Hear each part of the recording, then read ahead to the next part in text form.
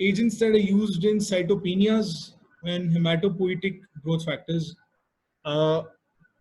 Cytopenias exactly एक broader term है, because ये रेफर करती है आपके जितने भी सेल लाइन के डिसऑर्डर्स हैं, चाहे वो आरबीसी से रिलेटेड हो, डब्ल्यूबीसी से रिलेटेड हो, या आपके प्लेटलेट से रिलेटेड हो, स्पेसिफाई नहीं करती किसी एक चीज को। जब हम एनीमिया की बात करते हैं तो वो स्पेसिफिकली आरबीसी के उसके डिसऑर्डर की बात आ जाती है। जब हम बात करते हैं आपके जो न्यूट्रोपीनियाज होते हैं वो आपके डब्ल्यूबीसीज की बात आ जाती है, ठीक है। जब हम प्लेटलेट की बात करते हैं तो वो आपके आ जाता है सारा सिलसिला इसका डब्ल्यू आपके जो सॉरी जो होते हैं आपके परपुराज होते हैं या आपकी ये जो प्लेटलेट के डिसऑर्डर्स होते हैं वो फिर स्पेसिफाई हो जाते हैं प्लेटलेट्स को। साइटोपिनियाज कहने का मकसद ये है कि साइटोपिनियाज में आपके तीनों सेल लाइंस आपके जो हैं वो आ जाते हैं, ठीक है। हेमेटोपोइटिक ग्रोथ फैक्टर्स के ऊपर बात कर लेते हैं। ब्लड सेल डेफिशिएंसी या खून की कमी जो है वो पाकिस्तान में एक बहुत ज़्यादा कॉमन मसला है। आजकल एक बड़ी मशहूर कंपनी जो है उसने एक सिंगर को हायर किया हुआ है इसी काम के लिए, जो बार बार आकर टीवी के ऊपर कहते हैं कि पाकिस्तान में हर दूसरा बच्चा या तीसरा बच्चा जो है वो आयरन की कमी का शिकार है। So yes, this is a very common problem, लेकिन इससे ज़्यादा बड़े मसले भी हैं हमारे मुल्क में। ज़्यादातर जो एनीमियाज होते हैं आपके वो उसके अंदर आपकी न्यूट्रिशनल डेफिशिएंसी से बहुत ज़्यादा पाकिस्तान में ख़ास करके, क्योंकि गरीब मुल्क है, डेवलपिंग कंट्री, यहाँ पर न्यूट्रिशनल जो डेफिशिएंसी होती है उससे जो एनीमियाज होते हैं उसकी यहाँ पर अकरेंस जो है उसका इंसिडेंस जो है वो ज़्यादा है, ठीक है। उसमें सबसे ज़्यादा आपकी आयरन की कमी आ जाती है, उसके बाद आपकी विटामिन B12 और फोलिक एसिड की डेफिशिएंसी की वजह से जो आरबीसीज के ऊपर इफेक्ट्स आते हैं उनसे जो एनीमियाज आगे चल के राइज करते हैं वो ज़्यादातर पाकिस्तान में देखने को मिलते हैं, ठीक है। हिमेटोपोइटिक ग्रोथ फैक्टर्स क्या होते हैं? अगर तुम लोगों को याद हो फर्स्ट ईयर फिजियोलॉजी के अंदर एक चीज तुम लोगों ने पढ़ी होगी, आरबीसी सिंथेसिस, ठीक है। उस आरबीसी सिंथेसिस की अगर तुम लोग बिल्कुल स्टार्टिंग पॉइंट में जाओ तो तुम लोगों को याद आएगा कि बोन मैरो के अंदर वो डिफरेंट वो यूनिट्स आते थे। एक प्रोजेनिटर सेल आता होता था, फिर एक कॉलोनी फॉर्मिंग यूनिट्स आते थे। वो कॉलोनी फॉर्मिंग यूनिट्स उसके आगे फर्दर टाइप्स होती थी, जिसमें CFUE जो होता था वो आगे चल के आरबीसी बनता है, ठीक है। कुछ सेल्स जो होते हैं वो आगे चल के WBC बन जाते हैं। WBC के अंदर आगे फर्दर सब क्लासिफिकेशन में आपके लिम्फोज आ जाते हैं, ठीक है, आपके न्यूट्रोफिल्स आ जाते हैं, आपके एरिथ्रोसाइट्स, बेसोफिल्स वगैरह, और फिर प्लेटलेट्स। ये तमाम जो ब्लड प्रोडक्ट्स हैं ये इनिशियली जो है वो एक ही सेल से फिर फर्दर सब स्पेशलाइज होती होती आपके बॉडी के अंदर जाती हैं। तो कुछ केसेस के अंदर जहां पर आपकी न्यूट्रिशनल डेफिशिएंसी ना हो या किसी और मसले या किसी और ट्रीटमेंट की वजह से आपके सेल लाइंस जो हैं वो फॉल करने शुरू हो जाएं, तो आप मेटोपोइटिक ग्रोथ फैक्टर्स देते हैं, जिससे आप उस एक स्टेम सेल को जिसने आगे चल के आरबीसी, डब्ल्यूबीसी या प्लेटलेट में डिवाइड होना है उसका आप नंबर बढ़ा देते हो, ताकि आपका जो क्लिनिकल प्रॉब्लम है वो आपका रिजॉल्व हो जाए। आपका ब्लड सेल डेफिशिएंसीज की अगर हम बात करते हैं तो उसमें सबसे बड़ा जो हमारा मसला है दैट्स आयरन डेफिशिएंसी एनीमिया, ठीक है। आयरन डेफिशिएंसी एनीमिया नाम से पता लग रहा है आयरन की कमी की वजह से। अब बॉडी के अंदर आपके किसी भी चीज की जब कमी वाक़या होती है तो याद रखिएगा उसकी 2 से 3 बड़ी बेसिक्स वजह होती हैं। नंबर एक, आपके पास वो न्यूट्रिशन जो रिक्वायरमेंट है आपकी, फॉर एग्जांपल आयरन, चलो यहाँ पे ले लेते हैं। पहली बात ये कि आप आयरन, वो बंदा उसके पास अवेलेबल नहीं है, आयरन वो ले नहीं रहा, ठीक है। अब उसका वो उसका कोई भी मसला है, उसको पता नहीं कि उसने आयरन जो रिक्वायर्ड उसकी अमाउंट है उस हिसाब से उसको नहीं पता, वो कम ले रहा है, या उसकी कुछ सोशियो इकोनॉमिक कंडीशन ऐसी है कि वो अच्छी न्यूट्रिशन, अच्छी डाइट अफोर्ड नहीं कर सकता, उस वहां से उसके पास आयरन की कमी आ रही है, ठीक है। दूसरी चीज ये है कि आयरन वो ले तो रहा है लेकिन आयरन एब्जॉर्ब नहीं हो रहा। अब आयरन की एब्जॉर्प्शन के अंदर आपका GI जो है वहां पर कोई इशू आ रहा है, ठीक है, या GI में एब्जॉर्ब तो हो रहा है लेकिन आगे चलकर वो आगे जाकर जिन जगहों के ऊपर आयरन रिक्वायर्ड है लिवर के अंदर नहीं जा पा रहा, लिवर के अंदर कोई इशू है, या आपके पास आयरन ट्रांसपोर्ट करने के लिए, आयरन स्टोर करने के लिए जो प्रोटीन्स हैं वो नहीं है आपके पास, ठीक है। या फिर आप आयरन ले भी रहे हैं, आयरन एब्जॉर्ब भी हो रहा है लेकिन आयरन का ब्रेकडाउन जल्दी हो जाता है और वो आपकी बॉडी में से एक्सक्रीट आउट हो जाता है, ठीक है। तो ये 3 से 4 आपके बेसिक पॉइंट्स हैं जो कि तुम लोगों ने आई एम श्योर फिजियोलॉजी के अंदर फर्स्ट ईयर के अंदर पढ़ ली होंगे।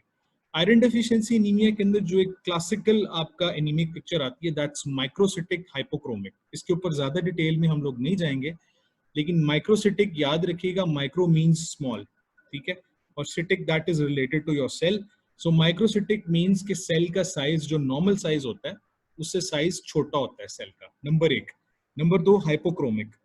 हाइपो यानी कि लेस, और क्रोमिक यानी कि उस आरबीसी के अंदर जो आपका रिक्वायर्ड अमाउंट ऑफ हीमोग्लोबिन है वो उसके अंदर मौजूद नहीं है, जिसकी वजह से उस सेल का जो कलर होता है वो नॉर्मल सेल से थोड़ा सा लाइट स्टेन करता है ये, और आपको वो थोड़ा हल्का हल्का नजर आता है.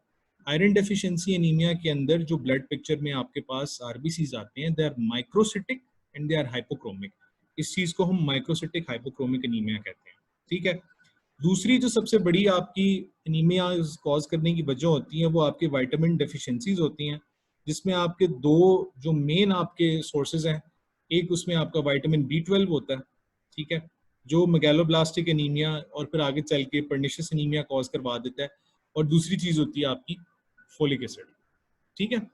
मेगालोब्लास्टिक एनीमिया का मतलब ये होता है कि साइज में, हजम के लिहाज से जो आपका आरबीसी है वो नॉर्मल आरबीसी से बड़ा जरूर है, लेकिन it's more of a sphere, थोड़ा गेंद के जैसा होता है, बॉल के जैसा होता है, स्फेरिकल होता है. बाइकॉनकेव जो आरबीसी की नॉर्मल शेप होती है वो इसके अंदर आपको नहीं देखने में मिलेगी आपको. और दूसरी चीज ये कि इसके अंदर जो रिक्वायर्ड आपका अमाउंट होता है हीमोग्लोबिन और दूसरे जो आरबीसी के प्रोडक्ट्स जो उसके अंदर चीजें मौजूद होती हैं वो कम होती हैं, ठीक है. This is due to B12 और फोलिक एसिड डेफिशिएंसी, उसमें मेगालोब्लास्टिक एनीमिया आपको देखने में मिलता है. B12 की जो डेफिशिएंसी जो पर्निशियस एनीमिया कॉज करती है वो इस तरह से कॉज करती है कि स्टमक के अंदर अल्लाह पाक ने स्टमक की लाइनिंग के अंदर एक चीज रखी हुई है जिसको हम इंट्रिंसिक फैक्टर कहते हैं. अगर ये इंट्रिंसिक फैक्टर किसी वजह से स्टमक के अंदर ना हो या स्टमक के अंदर कम हो जाए तो ये विटामिन B12 को एब्जॉर्ब नहीं करेगा. जब ये विटामिन B12 को एब्जॉर्ब नहीं करेगा तो उससे जो रिजल्टिंग एनीमिया आएगा that is going to be pernicious anaemia, ठीक है.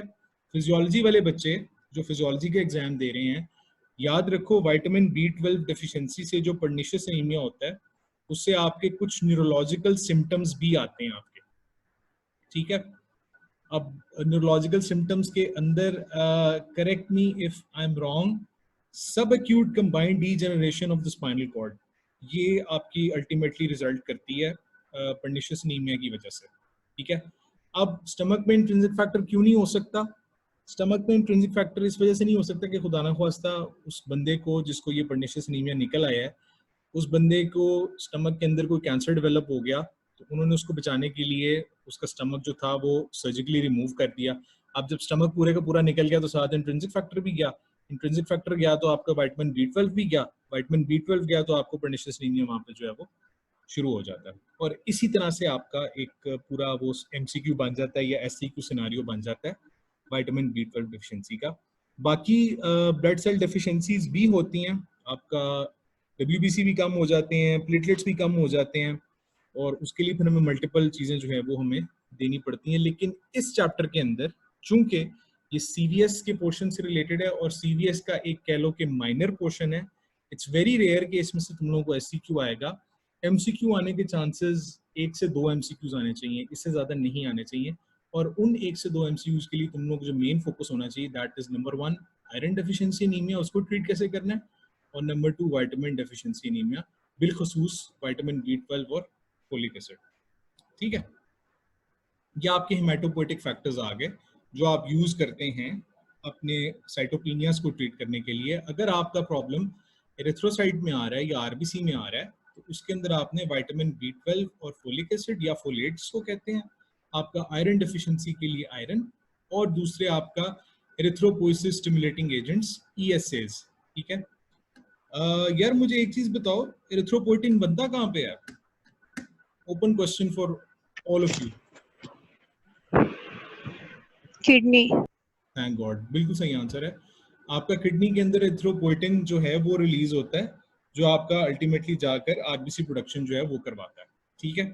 ये जो चीज है ना आपकी ESAs, ये आपका एरिथ्रोपोइटिन रिलीज करवाते हैं जिससे आपकी जो आरबीसी की डेफिशिएंसी है वो कंप्लीट होती है आपकी.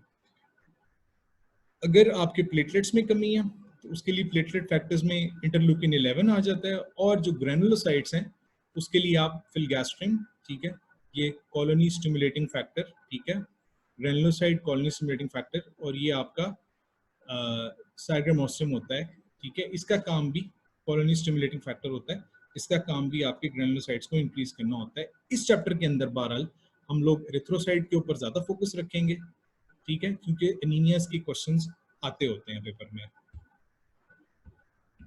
सबसे पहले आपका आ जाता है आयरन। याद रखिएगा आयरन का बॉडी के अंदर एक बहुत अहम रोल है, और रोल वो अहम ये वाला है कि जो आपका आरबीसी होता है उसका जो मेन कॉन्स्टिट्यूएंट होता है that's haemoglobin, and haemoglobin is made up of iron, ठीक है। जो आपका आयरन है indirectly this is involve in the transport of oxygen in the blood. अगर आपके आरबीसी में आयरन नहीं होगा तो वो बिल्कुल फारिग होंगे और वो अपना काम प्रॉपर्ली नहीं कर पाएंगे। अब इस आयरन वाले साइकिल के अंदर तुम लोगों ने दो प्रोटीन्स जो हैं वो बहुत अच्छे से याद रखनी है। एक है ट्रांसफरिन, ठीक है, नाम से याद रख लो, ट्रांसफरिन ट्रांसफर कर रहा है आयरन को, this is a transport protein. Iron इसके साथ अटैच होकर मल्टीपल जगहों पर मूव अबाउट करता है। और ferritin, ferritin is a storage protein, iron इसके साथ बाउंड होकर Fe2+ Fe3+ की शक्ल में आकर इसके साथ बाइंड करता है और इसको स्टोर कर लिया जाता है लिवर के अंदर, ताकि जब कभी आपकी डेफिशिएंसी हो तो ये वहां पर काम आए आपके, ठीक है। I would advise you guys कि तुम लोगों को, आई नो तुम लोग नहीं करोगे, लेकिन फिर भी एक दफा जाके ना जो ये आरबीसी का ब्रेकडाउन का साइकिल है वो जरा रिवाइज कर लेना, उससे तुम लोगों को बेहतर जरा आ जाएगा। फिर इसके अलावा बाइल प्रोडक्शन और आरबीसी ब्रेकडाउन से जो बाइल बनती है वो सारा साइकिल वो जरा एक दफा तुम लोग देख लेना, गाइटन के अंदर बड़ा प्यारा इसका एक फ्लो चार्ट बना हुआ। अच्छा, एक और चीज यूएचएस के सिनारियो के लिहाज से याद रखिएगा, अगर आपको एनीमिया का सवाल आता है तो एनीमिया का सवाल आने में 70 to 80% चांसेस हैं कि जो आपका सब्जेक्ट होगा वो एक खातून होगी। क्यों?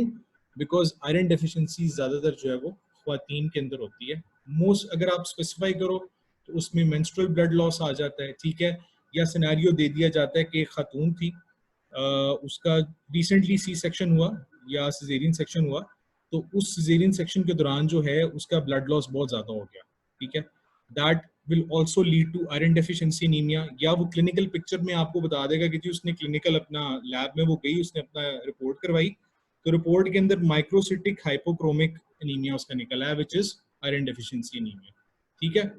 और साथ ही साथ मेल नरिश ख्वातीन जो होती हैं, जितने हमारे ये दूर दराज के इलाके हैं, पेरिफेरीज जिनको हम लोग कहते होते हैं, वहाँ पर जो ख्वातीन की ऐसे एरियाज जो कि सोशो इकोनॉमिकली थोड़े कमज़ोर हैं, वहाँ पर ख्वातीन को मेल नरिशमेंट होती है। और मेल नरिशमेंट इसलिए होती है बिकॉज उनके पास आयरन के जो सोर्सेज होते हैं डाइटरी इंटेक में वो बहुत कम होते हैं, ठीक है। ख्वातीन को अक्सर को पता होगा कि प्रेगनेंसी के दौरान जो है वो आयरन रिच डाइट जो होती है दैट इज इनकरेज्ड, ठीक है। बच्चों के अंदर और वही प्रेग्नेंट वुमेन के अंदर, इनके अंदर रिक्वायरमेंट जो आयरन की है वो बढ़ जाती है, ये चीज़ याद रखिएगा, ठीक है। So this is in short the role of iron. Iron आपको चाहिए क्यों होता है। अब ये आ जाती है इसकी एब्जॉर्प्शन, ट्रांसपोर्ट और स्टोरेज। इसको एक दफा तसल्ली से देख लो, आई डाउट ये तुम लोगों से कोई पेपर में पूछेगा। जब आप आयरन इंजेस्ट करते हो, ये देखो नंबर 1, दिस इज, ये जो आपकी साइड है ना जी, ये वाली, this is your gut lumen, ठीक है। ये गट के अंदर वाले जो सेल्स हैं ये वो लगे हुए हैं सारे, ठीक है, इंटेस्टाइनल एपिथेलियल सेल्स, ठीक हो गया। आपके गट के अंदर यहाँ आयरन आया, ठीक है, और वो आपके जो सेल्स हैं उनके अंदर मूव अबाउट करना शुरू कर देगा डिफरेंट कैरियर्स की शक्ल में, ठीक है। हिपोफेरेटिन और फेरोप्रोटीन और ये मल्टीपल इस तरह के स्ट्रक्चर्स हैं जिनके साथ आयरन अटैच करके इंटेस्टाइनल एपिथेलियल सेल्स के साथ जो है एब्जॉर्ब होकर अंदर आपके जीआई के अंदर मूव कर जाता है, ठीक है, नंबर 1।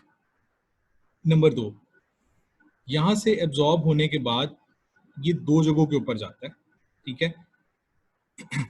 एक तो ये प्लाज्मा के अंदर ट्रांसफरिन जो प्रोटीन है, मैंने कहा था कि ट्रांसफरिन प्रोटीन के साथ ये मूव करते हैं। ये जो रेड कलर के बॉक्सेस स्क्वायर्स है ना, स्क्वायर बॉक्सेस, ये आयरन है, ठीक है। ये ब्लड के अंदर मूव करेगा ट्रांसफरिन प्रोटीन के साथ लग के, ठीक है। अब ट्रांसफरिन प्रोटीन जो है वो नंबर 1 आपके बोन मेरो एरिथ्रोसाइट प्रिकर्सर में जाएगा। एरिथ्रोसाइट प्रिकर्सर वो सेल जिसने आगे चलकर बड़े होके आरबीसी बनना है जिसने, ठीक है, उसके अंदर जाकर ट्रांसफरिन के साथ आया ये, और ये अल्टीमेटली जाकर ये देखो हीमोग्लोबिन जो है इसने फॉर्म करवा देनी है, ठीक है। या तो ये डायरेक्टली आरबीसी के अंदर चला जाएगा अगर बहुत ज्यादा आयरन डेफिशिएंसी हुई है, ठीक है। एक तो इसका ये फेट होता है, दूसरा फेट इसका ये होता है कि ये हिपैटोसाइट के अंदर पहुंच जाता है ये, ठीक है। हिपैटोसाइट के अंदर जब ये पहुंचेगा तो this is again going to be stored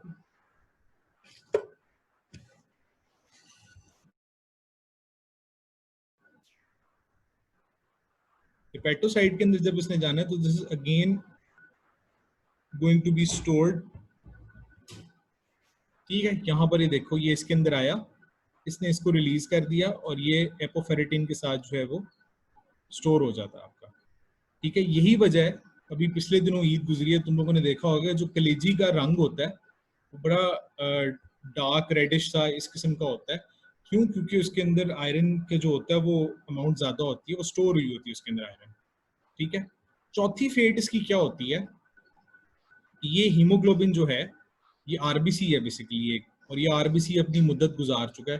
what is the normal age for an RBC? RBC कितनी देर तक सरवाइव करता है? ओपन क्वेश्चन है जी सबके लिए।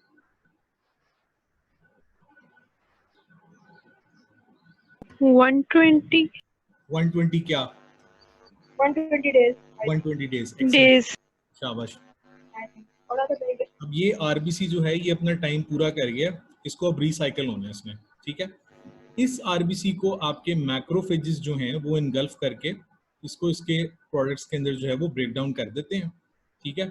और ये ब्रेक डाउन जो होती है ये स्प्लीन के अंदर जो है वो काम होता है सारा, ठीक है। अब ये हीमोग्लोबिन जो है वो टूटेगी, उसके अंदर नया आयरन इनकॉर्पोरेट किया जाएगा, ठीक है। या इसको जो है वो आप ले जाओगे बाइल के अंदर, और बाइल के अंदर ये जो है वो बाइल सॉल्ट्स वगैरह वो सारा सिलसिला जो है वहां से चलना शुरू हो जाएगा। सो this is in short the story of iron, कि आपका आयरन एब्जॉर्ब कहाँ से होता है, उसकी फेट क्या होती है और वो काम क्या होता है। ये चीज तुम लोगों से कोई नहीं पूछने वाला, इसलिए आगे चलते हैं। अब क्लिनिकल यूज के ऊपर आ जाओ। आयरन सिर्फ एक एनीमिया के अंदर यूज होता है, that is iron deficiency anaemia. Blood picture अगर आपकी माइक्रोसिटिक हाइपोक्रोमिक एनीमिया की आ गई है तो आपने सिर्फ और सिर्फ उसके अंदर आयरन लिखना है। ऐसे एमसीक्यू बनते हैं, ठीक है। वो आपको कह देगा कि जी खातून आई, उसकी हैवी मेंस्ट्रुअल ब्लीडिंग की हिस्ट्री थी, ठीक है, शक्ल से पीली फटक फांक, सांस चढ़ा हुआ है, बुरे हाल है, आंखें अंदर गई हुई हैं उसकी, ठीक है। ये सारी आपको बड़ी क्लियर पिक्चर देगा वो। आप उसका सीबीसी करवाते हो, उसका हीमोग्लोबिन आ जाता है 8 आ जाता है, ठीक है, 7 आ जाता है। साथ आप जो है वो उसकी टोटल आयरन बाइंडिंग कैपेसिटी और सारी आयरन स्टडीज कराते हो, उसकी आप वो जो होती है ब्लड पिक्चर है वो करवाते हो, सेल स्लाइड बनवाते हो आप उसकी, तो उस स्लाइड के अंदर आपको माइक्रोसिटिक हाइपोक्रोमिक एनीमिया आपको नजर आ जाता है। आगे ऑप्शंस दी होती हैं, which of the following is the drug of choice in this case of anaemia. तो वहां पर ऑप्शंस लिखी होती हैं जी, इसको ब्लड लगा दें, ब्लड ट्रांसफ्यूज कर दें, इसको आप कॉलोनी फॉर्मिंग यूनिट लगा दें, इसको आप जो है वो फलाना विटामिन दे दें, विटामिन बी दे दें, सी दे दें, डी दे दें, ई दे दें। लेकिन जो इसका करेक्ट आंसर होता है दैट इज आयरन। आपने चुप करके उसको एक डाइटरी आयरन जो है वो आपने उसको सप्लीमेंट स्टार्ट करवा देना, ठीक है। ये जितने आप लोगों ने सुने होंगे, ये जो ख्वातीन में लगवाते हैं वीनोफर का इंजेक्शन होता है, ठीक है, वो लगवाते हैं। इसके अलावा आयरन की जो टैबलेट्स आती हैं फर्प्लेक्स के नाम से, इस तरह की जो सप्लीमेंट्स होते हैं, ये सारे के सारे आप ओरली देते हो उसको, ठीक है। और ये फेरस सल्फेट ज्यादातर जो होता है इस शक्ल में दिया जाता है, ठीक हो गया। पारेंट्रल आयरन प्रिपरेशंस या वो आयरन की प्रिपरेशंस जो आप इंट्रावीनस या इंट्रामस्कुलर भी दे सकते हो, बल्कि इंट्रावीनस ही देते हो रादर, वो आप दे सकते हो। उसमें आयरन डेक्स्ट्रान होता है और सोडियम फेरिक ग्लूकोनेट कॉम्प्लेक्स होता है। ये होता है जनाब, ये जो आपका बड़ा मशहूर ज़माना वीनोफर जो इंजेक्शन है ना, जो ख्वातीन ज़चकी के दौरान लगवाती हैं, that is a parenteral iron preparation, ठीक है। इसलिए याद रखो कि अगर आपके पास सिंपली आयरन डेफिशिएंसी एनीमिया या माइक्रोसिटिक हाइपोक्रोमिक एनीमिया का मरीज आता है तो उसको सिवाय ओरल आयरन के, आयरन सप्लीमेंट के और कुछ नहीं रहना, ठीक है। अब अगर आयरन ज्यादा हो जाए तो क्या होगा? ओवरलोड हो जाएगा उसका, क्रॉनिक आयरन ओवरलोड, इसको हम हीमोक्रोमेटोसिस का नाम देते हैं, ठीक है। इसकी डिटेल में एग्जैक्ट नहीं जाना, लेकिन जहां जहां पर आपका आयरन स्टोर होता है ना आपका, बिलखसूस आपके लिवर के अंदर, ये उन जगहों को जाकर डैमेज करता है, ठीक है। और ये ज़्यादातर देखा जाता है उन मरीज़ों के अंदर जिनके अंदर ब्लड ट्रांसफ्यूजन बहुत ज़्यादा होती है, जिस तरह हीमोफीलिया के मरीज़ होते हैं, उनका ब्लड ट्रांसफ्यूजन के अलावा और इलाज बेचारों का कोई नहीं होता, इसलिए उनके अंदर हीमोक्रोमेटोसिस आपको जो है वो ज़्यादा देखने में मिलता है आपको, ठीक है।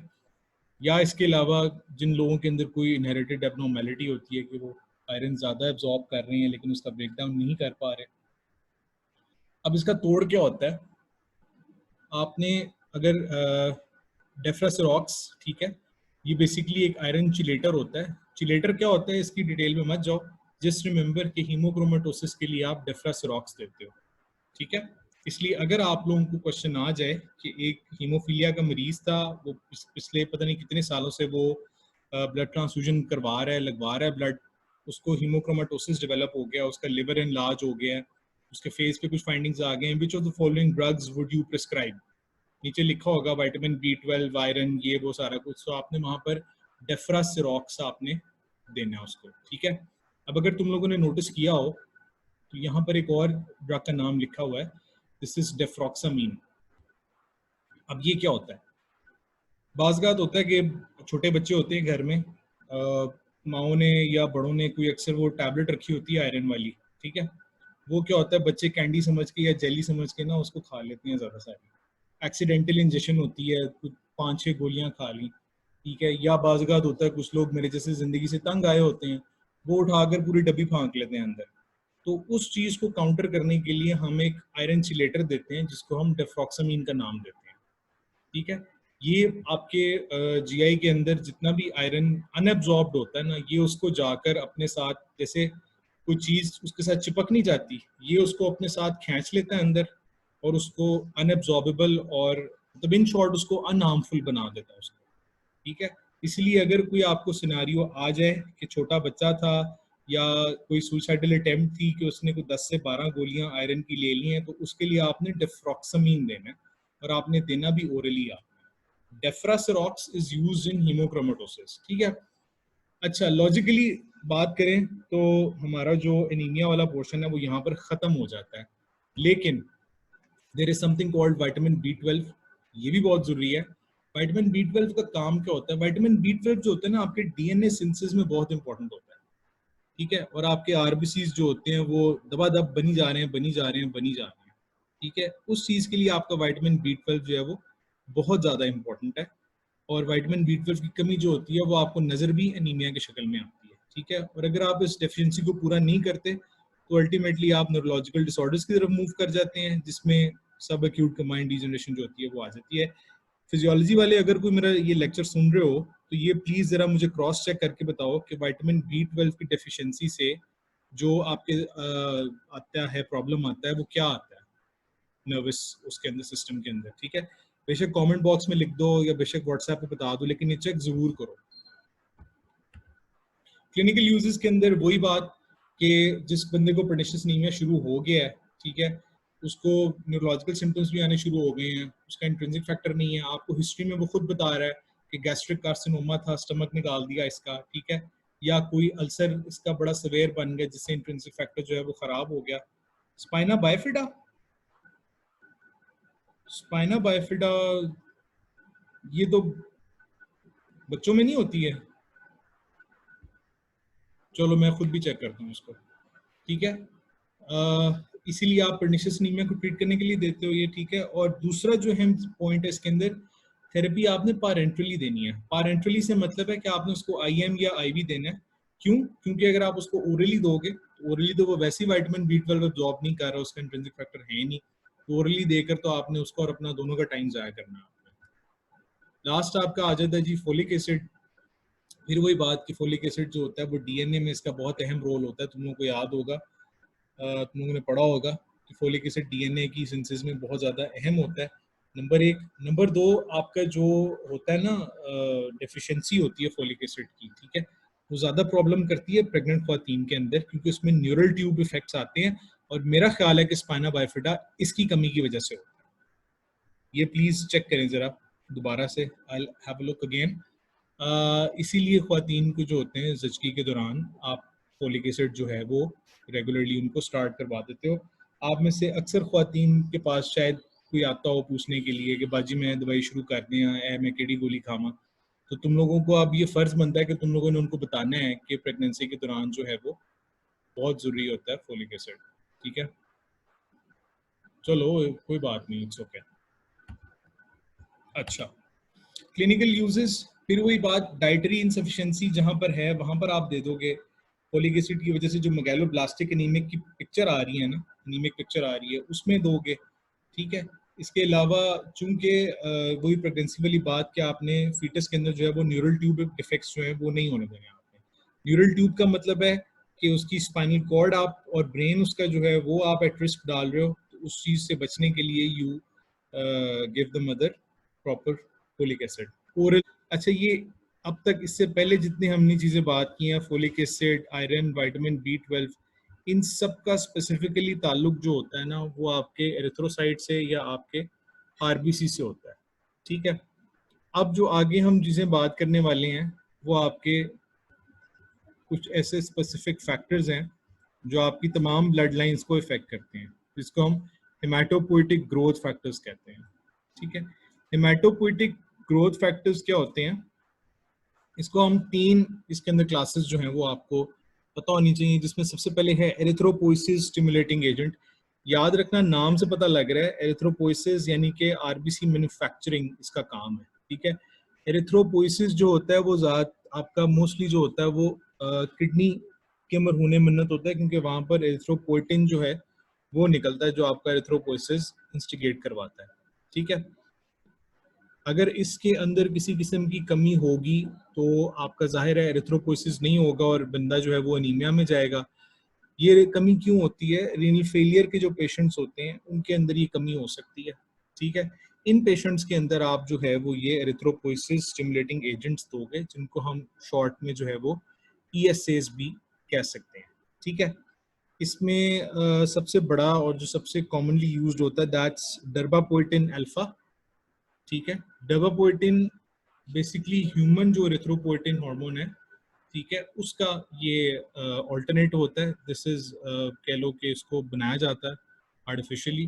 ठीक है, इसके अलावा methoxy polyethylene glycol, this is also erythropoietin की एक सब टाइप होती है, ये इसकी एक किस्म होती है। ठीक है, ये भी वंस और ट्वाइस आप एक महीने के अंदर जो है वो दे सकते हैं। लेकिन याद रखें, ये जो आपके ग्रोथ फैक्टर्स होते हैं ये बहुत सवेयर एनीमिया में दिए जाते हैं, और जब आप क्लिनिकली तमाम अपनी पिछली चीज़ें जो है वो ट्राई कर चुके होते हो उसके बाद आप देते हो। अब जहाँ RBC का मसला आ रहा है वहीं पर आपके जो न्यूट्रोफिल्स हैं उनके अंदर भी प्रॉब्लम आ सकती है। ठीक है, उन न्यूट्रोफिल्स को या लिम्फोसाइट्स को या इन शॉर्ट WBCs की अमाउंट को वापस नॉर्मल करने के लिए आप एक चीज़ देते हो जिसको हम माइलॉइड ग्रोथ फैक्टर्स कहते हैं। ठीक है, माइलॉइड ग्रोथ फैक्टर्स होते क्या हैं, इसमें आपके ज़्यादातर आ जाते हैं ग्रैनुलोसाइट कॉलोनी स्टिमुलेटिंग फैक्टर। ठीक है, ये अगर तुम लोगों को याद हो, एरिथ्रोपोइसिस जो एक पूरा पड़ा था जो आपके बोन मैरो के अंदर पूरा एक प्रोसीजर चलता है कि एक स्टेम सेल होता है, स्टेम सेल फिर आगे फर्दर सब डिवाइड कर जाता है, स्पेशलाइज कर जाता है कि उसने एरिथ्रोसाइट बनना है, उसने WBC बनना है या उसने प्लेटलेट की शक्ल इख्तियार करनी है। तो उसके लिए आप फिर ये चीज़ जो है वो देते हैं। फिलगैस्ट्रिम और सार्ग्रामोस्टिन जो होते हैं बेसिकली ये प्री फिल्ड या प्रिपेयर्ड प्रिपरेशंस होती हैं, ये सिरिंजेस के अंदर पहले से बने आते हैं। ये डायरेक्ट सिरिंज की शक्ल में होते हैं कि आप बंदे को जो है वो इंजेक्ट कर देते हैं इंट्रावीनस, या कुछ केसेस में इंट्रामस्कुलर भी जो है वो उसको लगा दिया जाता है। ये क्या करते हैं, ये बोन मैरो में जाकर जो WBC बनाने वाली आपका है मैकेनिज्म, उसको ये इंक्रीज करते हैं। अब WBCs डिक्रीज कहाँ पर होते हैं, WBCs आपके ज़्यादातर जो शार्प डिक्रीज आता है या जो फेटल डिक्रीज आता है वो आपकी बहुत सारी बीमारियों में आता है, जिसमें आपके ब्लड रिलेटेड जो आपके कैंसर्स होते हैं उसके अंदर आता है।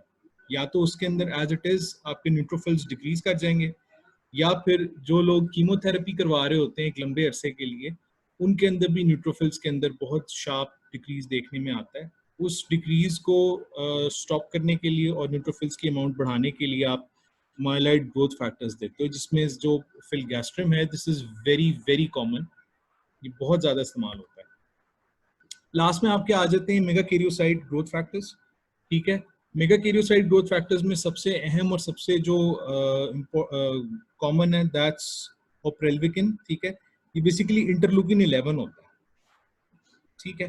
और ये आपके जो मेगा कैरियोसाइटिक प्रोजेनिटर सेल्स होते हैं ना, उसकी अमाउंट को इंक्रीज करता है। और इन शॉर्ट ये आपके प्लेटलेट्स जो होते हैं उनको इंक्रीज करता है।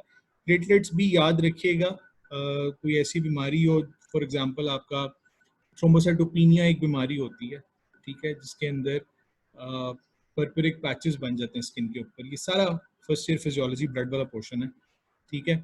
उसको फिर आप प्लेटलेट्स बढ़ाने के लिए आप जो है वो इंटरलूकिन 11 आप देते हो, जिसको हम ओप्रेल्विकिन भी कहते हैं। इसके अलावा इसमें एक रोमिप्लास्टिन भी होता है, जो कि क्रॉनिक इडियोपैथिक थ्रोम्बोसाइटोपिनिया में दिया जाता है। Thrombocytopenia is simply lack of platelets, जिसकी वजह से स्किन के ऊपर आपके सर्टेन मैनिफेस्टेशंस आ जाती हैं, ठीक है। और इसके अलावा आपका एल्ट्रोम्बोपैक भी होता है, ठीक है। This is also an oral agonist of the thrombopoietin receptor, ठीक है। और ये भी जो होता है वो थ्रोम्बोसाइटोपिनिया में ही दिया जाता है, लेकिन ये स्पेसिफिकली उन केसेस में देते हैं जब आपका थ्रोम्बोसाइटोपिनिया किसी चीज को रिस्पॉन्ड ना कर रहा, ठीक है। अच्छा, अब इसको कंक्लूड करना है मैंने, और मैं तुम लोगों से यही कहूंगा कि इस चैप्टर के अंदर मैं फिर से कह रहा हूँ, आयरन, ठीक है, आपका विटामिन B12 और आपका फोलिक एसिड, ये सबसे अहम चीजें हैं। ये और कुछ करो ना करो, इस चैप्टर में से ये लाजमी जरूर कर लेना। ये जो आपके सारे हिमेटोपोइटिक ग्रोथ फैक्टर्स हैं आपके सारे, ये अगर पढ़ लो एक दफा, ठीक है। आज तक मैंने इनका SCQ नहीं देखा, कोई MCQ भी मुझे नजर नहीं आया। अब ये तुम लोगों की किस्मत, तुम लोगों का नसीब, ये चीज अगर तुम लोगों से पूछ ली जाए तो। But having said that, folic acid, vitamin B12 और आयरन, ये इस चैप्टर में से सबसे ज्यादा अहम है।